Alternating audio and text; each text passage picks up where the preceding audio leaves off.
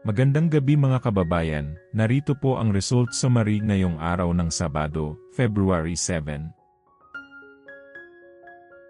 Pero bago ang lahat, paki-like at subscribe na po ang ating channel.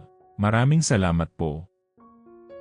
Para sa 2D Lotto, ang resulta sa 2 PM draw ay 30 at 4.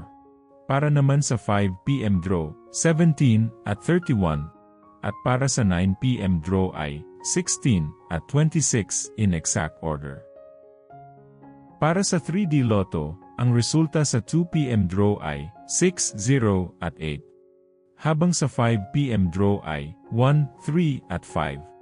At para sa 9 PM draw, 9, 4 at 8 in exact order. Para sa 6D Lotto, ang winning combination ay 1, 3, 4, 7, 7 at 3 in exact order.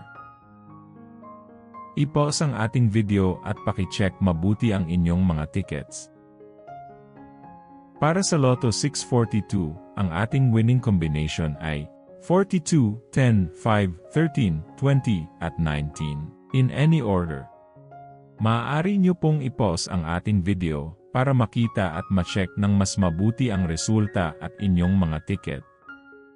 Check nyo na din po ang consolation prize sa ibaba.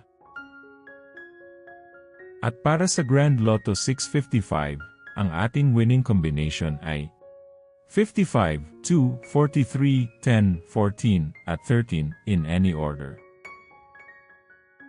Muli, maaari nyo pong i-pause ang ating video para sa pag-check ng inyong mga ticket at panalo.